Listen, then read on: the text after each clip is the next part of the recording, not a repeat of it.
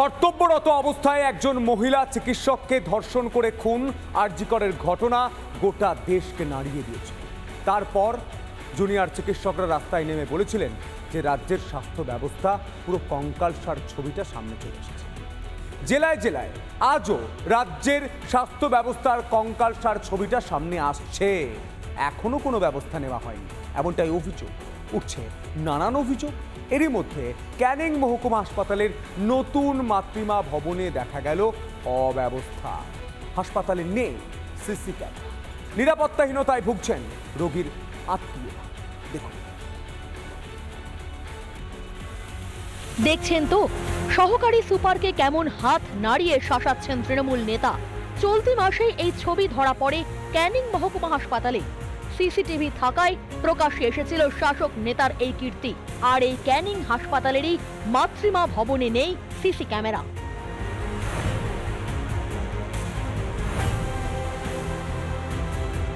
ক্যানিং মহকুমা হাসপাতালের যে মাতৃমা রয়েছে, যেখানে মা এবং শিশুদের চিকিৎসা হয়, সেই হাসপাতালে কোনো নিরাপত্তা ব্যবস্থা নেই। নিরাপত্তার যেমন সিসিটিভি নেই এই হাসপাতালের মধ্যে, এমনটাই অভিযোগ করছে এই হাসপাতালে যারা চিকিৎসা করতে আসছে তার পরিবাররা। চুরি হচ্ছে, কারো গ্লাস বাটি, কারো থালা গ্লাস এরকম সব চুরি হয়ে যাচ্ছে, কারো জুতো। যদি সিসিটিভি ক্যামেরা থাকতো তাহলে এগুলো দেখা যেত। হাঁক ডাক করে 2021-এর ডিসেম্বরে এই বিভাগের উদ্বোধন করেছিলেন খোদ মুখ্যমন্ত্রী।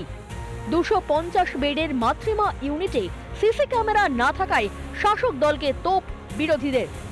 গত 2-3 মাস যদি আপনি ক্যানিংকে দেখেন, ক্যানিং প্রতিদিন খবরের কাগজের শিরোনামে চলে আসছে, যা সিসিটিভির বাইরের ঘটনা আপনাদের মাধ্যমে মানুষের কাছে পৌঁছাচ্ছে। তারই একটা পার্ট, তাই সিসিটিভি লাগানো হয়নি। পিঠ বাঁচাতে ঊর্ধ্বতন কর্তৃপক্ষের ওপর দায় ছেড়েছেন সুপার ও স্থানীয় তৃণমূল বিধায়ক। এখানে কোনো সিসি ক্যামেরা নেই, মানে নিরাপত্তাটা গাফিলতি থেকে যাচ্ছে। কি বলবেন এটা নিয়ে? এটা হায়দ্রাবাদকে জানানো আছে, জমা দেওয়া হয়েছে। উনিও চেষ্টা করছেন, আমাদের সুপার।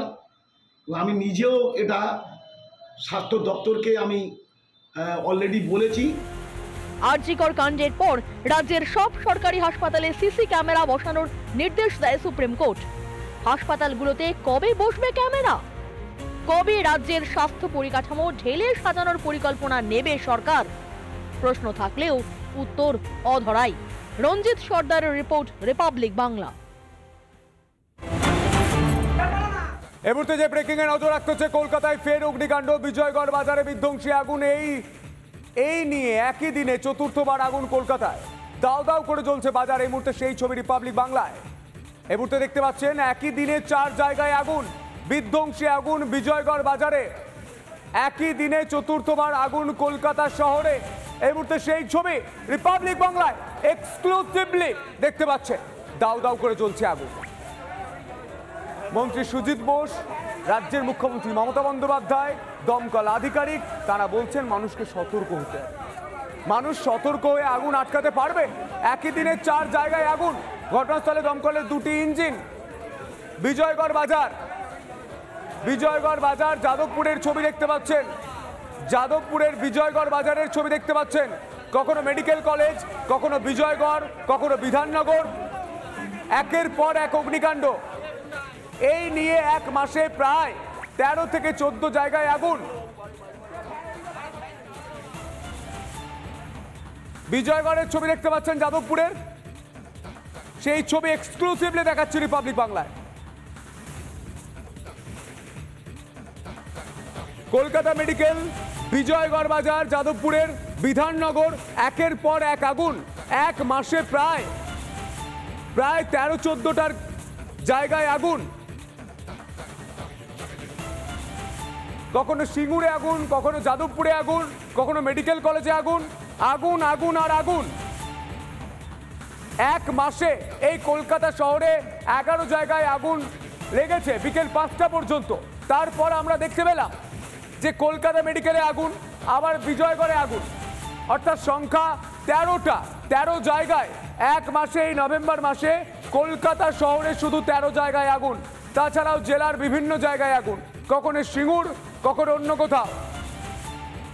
গোটা কলকাতা শহর আমাদের ভালোবাসার শহর কলকাতা, সেই কলকাতা শহরে এক মাসে 13 জায়গায় আগুন।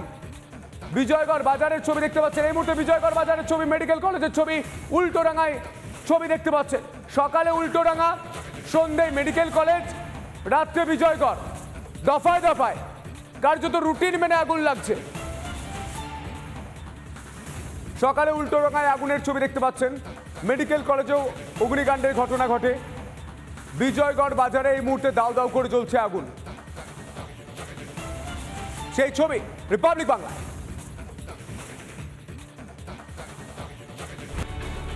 এই আমলে কয়লা চুরি, বালি চুরি, রাস্তা চুরি, আস্ত জমিটাও লোপাট চুরি। দাদা, খাস জমি দখলের অভিযোগ কার বিরুদ্ধে?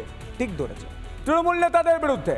প্রতিবাদে সড়ক দলেরই একাংশ, দুপক্ষের মারামারি, ধস্তাধস্তি, রণক্ষেত্র কোথায়? দুর্গাপুর। দেখুন।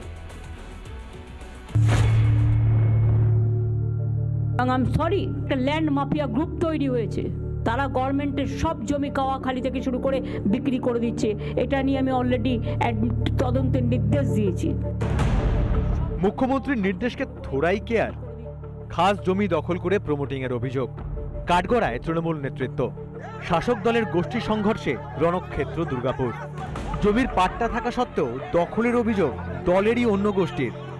গ্রামে একটাই পুকুর, এখানে চান করা থেকে, কেউ মারা গেলে ঘাটে ওঠা থেকে প্রতিষ্ঠা করা হলো পুকুরটা।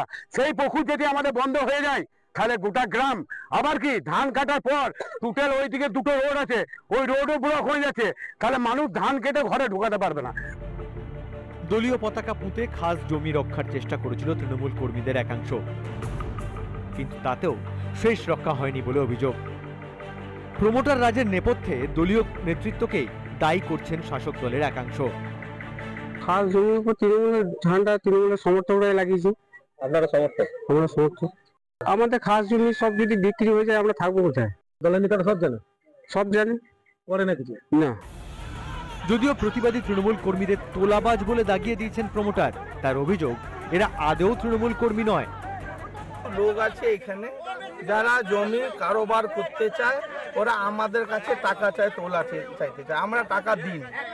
কোন পার্টি যারা তোলা চাইছে? এরা কোনো পার্টি নয়, এটা কোনো পার্টি করে না, ভুল করে ঝান্ডা পার্টি তরফ থেকে তো বলেছে যে কে পারমিশন দিয়েছে ঝান্ডা লাগানোর জন্য।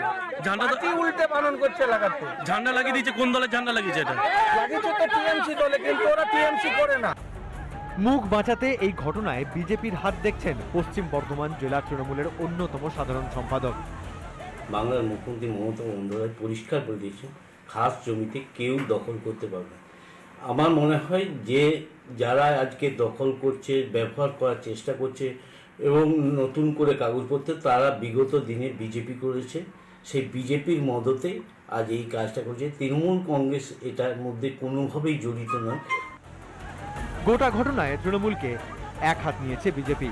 খাস জমির দখলের প্রতিবাদে প্রশাসনিক দপ্তরে পদক্ষেপের বার্তা বিজেপির।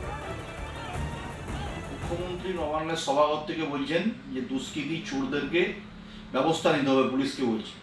এত করার পরও দুজন গ্রেপ্তার হয়েছেন, তারপরেও এদের সংজ্ঞা ফেরেনি। এরা যেখানে ছিল সেখানেই আছে, যেমন বাস তার তেমন ঝাড়। এদের এরকমই চলছে। এখন সরকারি জমিও ছাড়ছে না, সরকারি জমি দখল করছে। কয়লা আবাসের পর এবার খাস জমি লোপাটেও শাসক যোগ। দলীয় কর্মীদের পেটে লাথি মেরেই জমি বেচে দেওয়ার অভিযোগে বিদ্ধ তৃণমূল। আগামীতে জমি দখল রুখতে বড় আন্দোলনের হুঁশিয়ারি গ্রামবাসীদের। রিপাবলিক বাংলা। নানা ধরনের কন্টেন্ট দেখার জন্য লাইক করুন, শেয়ার করুন আমাদের ফেসবুক পেজ, সাবস্ক্রাইব করুন আমাদের ইউটিউব চ্যানেল। পাশাপাশি অন্যান্য ব্রেকিং নিউজের জন্য অবশ্যই চোখ রাখুন রিপাবলিক বাংলায়।